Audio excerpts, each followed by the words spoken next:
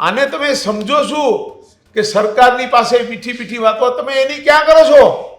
તમને હું એમ કહું, આ દિગ્વિજયસિંહ જાડેજા, તો ત્યાં સુધી હું તમને કહું કે આ બધા સોમનાથના આ બધા કાર્યક્રમો જો, નાગવા ભાઈ અહેમદપુર માંડવી બીચના કાર્યક્રમો તમે જો, આ બધા કામોમાં ક્યાંથી કલાકારો બોલાવીને એના ખર્ચા પાણીઓ, અરે એની તો તમે ક્યાં વાત કરો છો? આ કલેક્ટર જ નહોતો, આ તો મારા મોઢામાંથી કઈ બોલાય નહીં, પોતાના દીકરાની દીકરીઓની ઉંમરની છોકરીઓ હારે ઠુમકા લેતો તો આ કલેક્ટર નથી. કેમ આટલો બધો ગુસ્સો?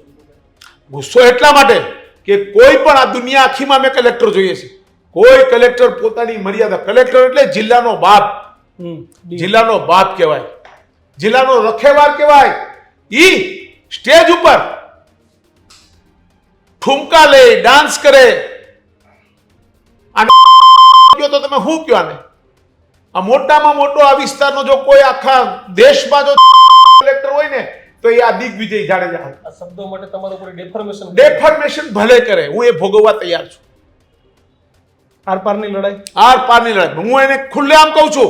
મારી પાસે કેટલી મારી પાસે વિડીયો છે કે આ કલેક્ટર આવી રીતે પોતાના હોદ્દામાં આવી રીતે દીકરીઓની ઉંમરની છોકરીઓ હોય એમ બિચારીની સાથે નાચે, ડાન્સ કરે.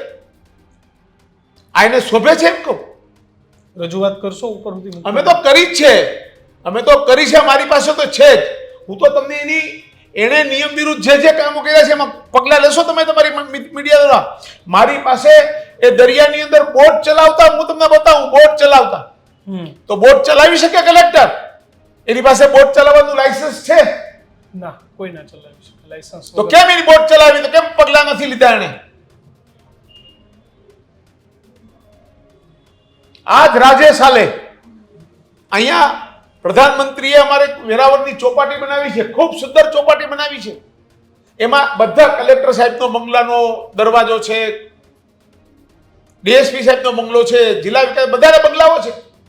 પણ આ રાજેશ હાલે તો પોતાના બંગલામાંથી ત્યાં સુધી રસ્તો બનાવ્યો છે, એને સીઆરઝેડનો ભંગ કર્યો છે. આ રાજેશ હાલ ઉપર પગલા ભરવા મારી માંગણી છે.